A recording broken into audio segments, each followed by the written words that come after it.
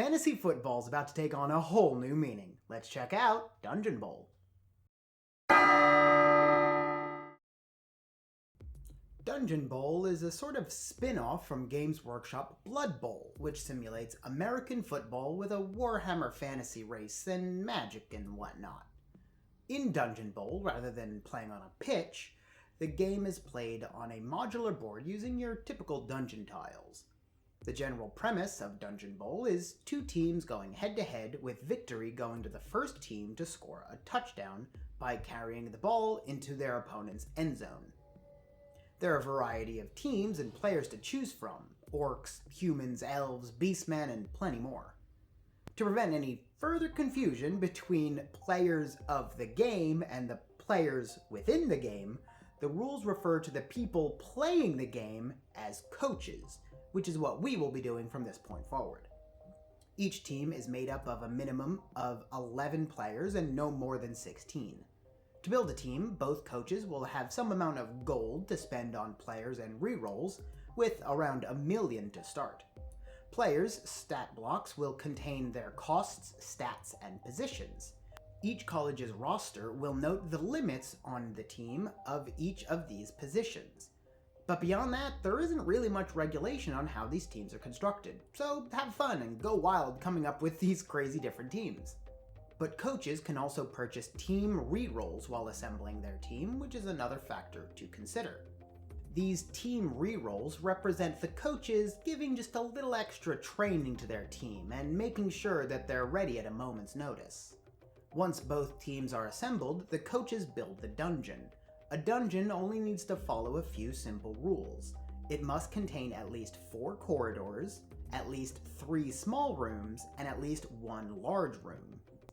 Then, between each connected room, the coaches place a door token, and that's it. Once the dungeon is built, coaches then place their end zone tiles as far apart as possible. Then fill the dungeon with chests and portals. Rather than a typical kickoff, the ball in Dungeon Bowl begins hidden in one of these chests. So, coaches alternate placing a chest on any dungeon tile, except an end zone tile, until all 6 chests have been placed. Then they place portals, which allow players to teleport around the dungeon with only a small chance of deadly mishap. Again, coaches alternate placing portals anywhere they want, except within 2 squares of a chest. Then, coaches have the option to buy some last-minute inducements, like setting aside money for bribes, or for some of the wizards of the colleges to help out with spells and things like that. But let's get into the game itself. Each coach takes a turn activating their players one at a time. When a player is activated, it can take 1 action. There are 7 main actions. They are move, pass, hand off, throw teammate, block, blitz, and foul. So let's go through each of them one at a time. The move action is a standalone action, but many of the other actions also allow a player to move as part of that action. Regardless of how the move happens, each move allows the player to move up to their movement allowance stat. Players can move in any unoccupied square orthogonally or diagonally. During a move, a player can also perform a rush. Basically, they push themselves a little bit harder in order to move just a little further. At the end of any movement, the player can rush and move 1 additional square. After that, though, they roll a d6, and on a roll of 1, they trip and fall prone, and will have to spend some of their movement points next activation in order to stand back up. A player can attempt a rush twice per movement action. Also important to note while moving is the idea of marked. In short, if a player is adjacent to an opposing player, they are marked by that opposing player. For any marked player to move out of their current square, they must make a dodge check by making an agility test by rolling against their agility stat. The next action we're going to cover is pass. One important note about the pass action, and all remaining actions in fact, is that they're only available once per coach turn. So within your entire turn of the round, you can only attempt the pass action once. If the pass fails, you'll have to wait until your next turn in order to try again. even if a different one of your players gains possession of the ball. In order to pass, first, range must be determined. If the receiver is within range 1 or 2, the active player can attempt the pass. Any further than that, the pass is impossible because the ceiling of the dungeon is just simply too low to get the arc required. The active player makes a passing check using their passing ability stat. If the pass succeeds, the ball will land in the correct square, but otherwise, the ball scatters using the scatter die to determine where it lands. But the pass isn't done yet. If an opposing player is still able to tackle, meaning they aren't knocked prone or anything like that, and they are under the rangefinder while it is placed between the passer and where the ball will land, they can attempt an interference or maybe even an interception. The coach of the interfering player makes an agility test with a modifier depending on the situation. If they succeed, the pass has been deflected, and they can now attempt an interception by catching the ball. Regardless of if the intended receiver or the interfering player is catching the ball, the catcher must make an agility test, again with several modifiers depending on the situation, in order to catch the ball. If the catch attempt fails, the ball lands on the ground and can cause a turnover, which ends the current coach's turn. Another option for players is, rather than throw the ball directly to another player, is to bounce it off of one of the walls within the dungeon. It is sometimes advantageous to have your players attempt to ricochet the ball off one of the walls. If making a pass sounds too risky, a coach can have their players perform a handoff instead.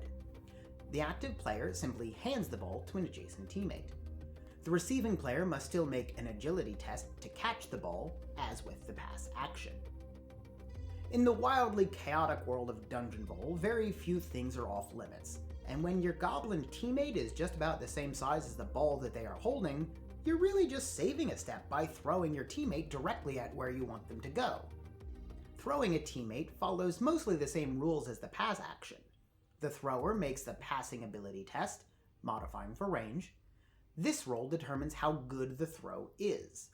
A higher quality throw will be easier for the throwee to land safely. The throwee makes an agility test to determine how well they landed after being thrown. They apply ability modifier depending on the quality of the throw, and if they succeed on their agility test, they land safely. Otherwise, the throwee lands prone.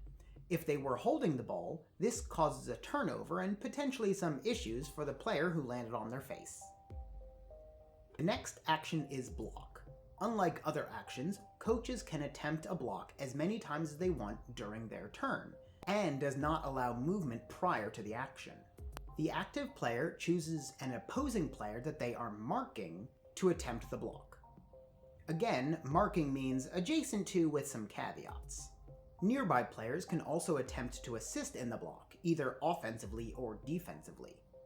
Successful assists will increase the effective strength of the player involved. The strength stat of the players are compared to determine how many block dice are rolled. If their strengths are the same, one die is rolled, but if one player is stronger than the other, multiple dice are rolled and the coach of the stronger player chooses which result to apply to the block. The special block die will determine the result of the block, usually either knocking a player back or down. The Blitz action is just like the block action, except it does allow a player to move prior to the block attempt. However, like most actions, a coach can only attempt one Blitz per turn. So while Blitz is just a better version of the block action, it can only be attempted once per turn.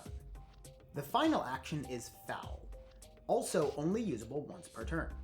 The active player can move prior to the foul action, and ends adjacent to a prone or stunned opposing player, and literally kicks them while they're down.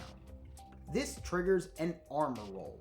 An armor roll is an important mechanic within Dungeon Bowl, and is required anytime a player gets hurt for any reason. Anytime a player is knocked down for whatever reason, be it from a tackle or being thrown poorly, or tripping on a rushing attempt, that player must make an armor roll. In the case of the foul action, if the coach rolls doubles, the ref caught the player attempting the illegal foul and they are punished for it. But regardless, Anytime a player makes an armor roll, they roll 2d6 and check the result against their armor stat. In this case, they want to roll low. A successful armor roll, meaning they rolled greater than their armor stat, results in your armor breaking and becoming non-functional. Rolling lower than their armor stat is good and means that their armor protects the player without breaking. But if a player has to make an armor save while their armor is broken, it instead becomes an injury roll, which can result in anything from a minor stunning effect to straight up dying, so be careful out there. And those are all of the basic actions. But there are also many unique actions special to certain players. And so it's up to the coaches to figure out how to best find the ball hidden in one of these chests around the dungeon, and by any means necessary, get that ball into the opposing end zone to score a touchdown and win the game. There are a bunch of other additional rules when running for a full league-wide campaign, things like earning more money, hiring and firing players, improving player stats, and the player's skills. Lots and lots of player skills. Like I said, there are a lot of additional things to know if you really want to get into Dungeon Bowl, but hopefully this was enough to get you started. It's a great gameplay system with a fun theme and tons of different ways to build your team, so tons of different ways to play. If all of that sounds interesting, please go check out Dungeon Bowl. If you liked this, please check out some of our other videos here. Again, I'm Matt with Bowls. Thanks for watching. Bye.